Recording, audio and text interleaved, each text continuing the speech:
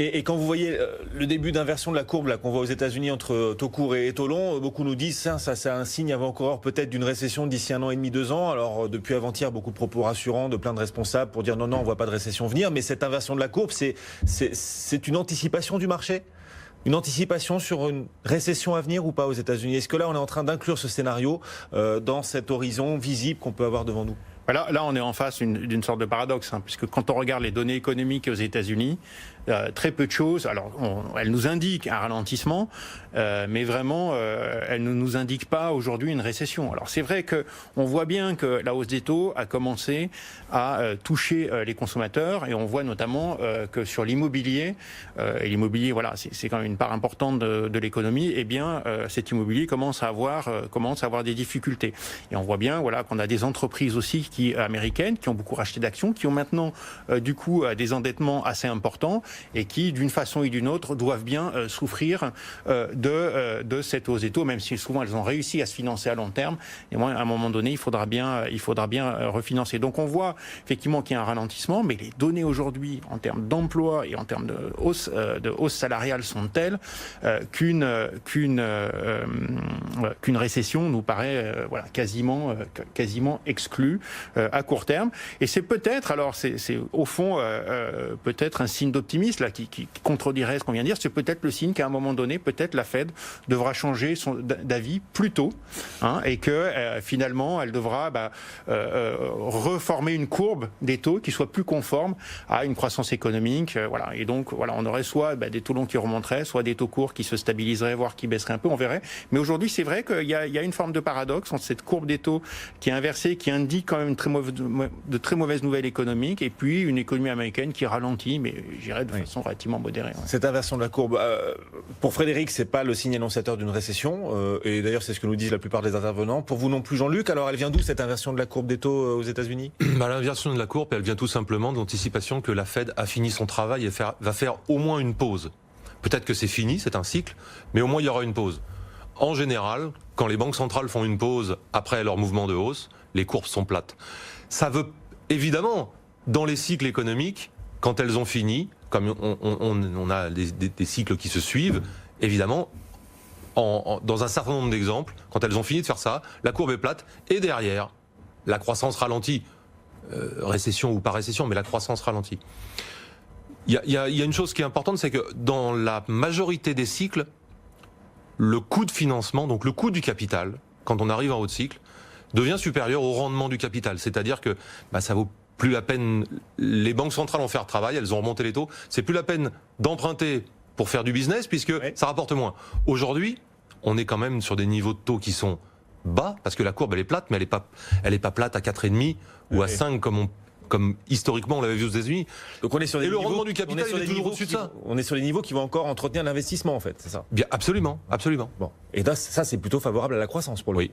Bon, on va parler aussi de l'Europe dans un instant, sur le protectionnisme, donc cette arrestation d'un patron de Huawei au Canada, les États-Unis qui demandent son extradition, c'est ce rapport de force là entre Pékin et Washington qui est en train de changer de terrain, au-delà du terrain purement économique, et il arrive sur le terrain, on va dire, un terrain peut-être un peu moins lisible, on va le dire comme ça.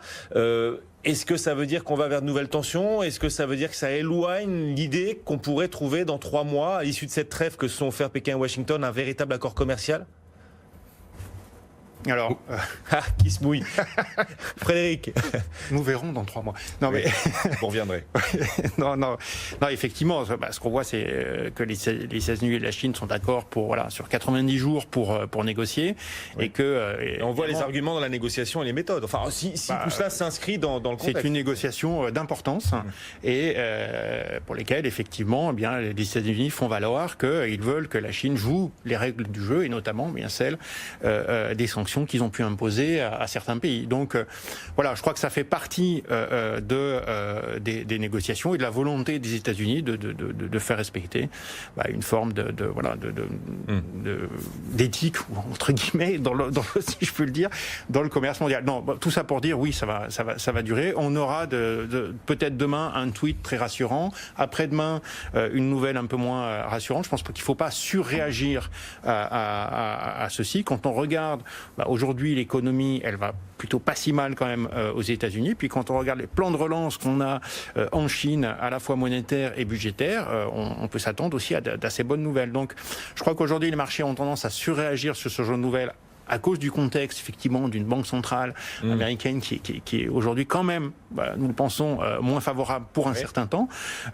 Mais voilà, il y a pour nous, à court terme, surréaction. Ça méritait probablement pas 3% de baisse sur les marchés. Ça veut dire que sur les niveaux actuels, là, désormais, on peut avoir un rebond technique, mais voilà, c'est ce qu'on a aujourd'hui. Nous, on est plutôt en train de regarder sur le moyen terme. On n'a pas très envie de réagir à ces nouvelles-là, même si on pense que les marchés ont une baisse exagérée. On va pas forcément remodifier nos portefeuilles à tout instant.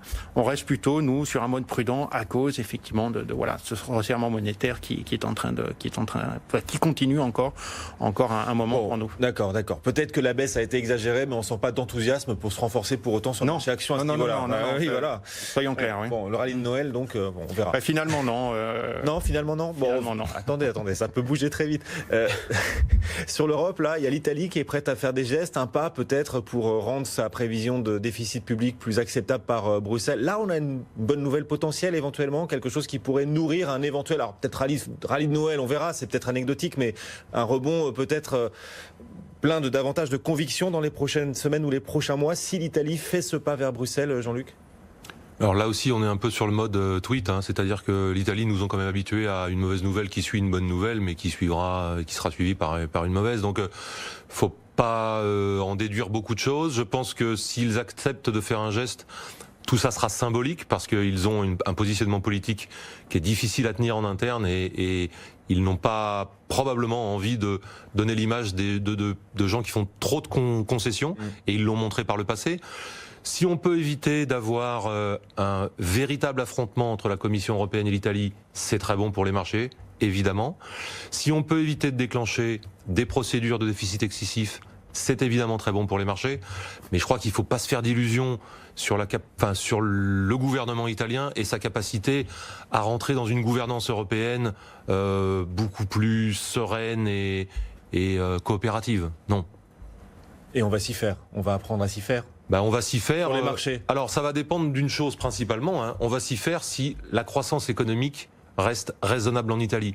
Si jamais la croissance économique reste, je dirais pas soutenue, parce que ça fait longtemps qu'ils nous ont pas gratifié d'une croissance soutenue, mais si elle reste solide, c'est tenable.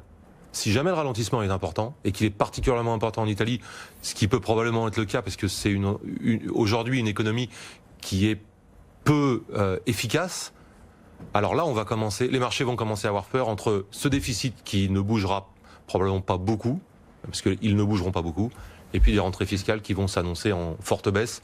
Et là, les marchés ne vont pas aimer. Tout va tenir selon l'évolution de la croissance italienne, c'est ça l'idée. Bon, et puis on va suivre mardi aussi le Brexit avec le vote du Parlement britannique sur le plan de Theresa May. C'est pas forcément gagné là non plus, Frédéric. C'est pas forcément à cette date-là que ça va se tenir parce que il est possible que aussi, parce que quoi il est possible qu'ils changent de date parce qu'ils ont aujourd'hui la sensation que à cette date-là, ils n'auront pas le temps de faire bouger le consensus et qu'ils vont probablement perdre. Donc on n'est pas encore sûr que ce soit la date. Ah oui, elle peut être reportée. Oui, elle pourrait être reportée. Elle pourrait être reportée pour éviter un naufrage. Et notre économiste sur la Grande-Bretagne me disait que finalement aussi la possibilité d'un nouveau référendum était augmentée par les différentes tergiversations qu'il peut y avoir entre Theresa May et le Parlement. Alors il pourrait essayer de renégocier auprès de la Commission européenne. Il pourrait donner effectivement au Parlement la possibilité d'amender et ensuite d'aller voir la Commission européenne. Il pourrait reporter. Il pourrait aussi éventuellement, c'est je dirais une probabilité qui est en train d'augmenter aujourd'hui, un référendum en 3 points en fait. Brexit sans deal, Brexit avec un deal et puis Remain finalement. Donc ça, c'est encore une possibilité. Donc ça nous laisse, donc ça reste, ça nous laisse seulement 17 scénarios possibles. Voilà, c'est ça. Donc pour le coup, c'est pour ça que même si les valorisations pour le coup du marché britannique sont très intéressantes, c'est une situation aujourd'hui qui est trop évolutive pour nous pour qu'on puisse revenir avec optimisme sur ce marché. On va laisser ça au calculateur de probabilité. Exactement. Merci à tous les deux. C'était le face-à-face et scénarios qui attendent les marchés. Frédéric Rollin, Pictet AM, Jean-Luc Yver pour la Française AM. Bon retour, bonne journée.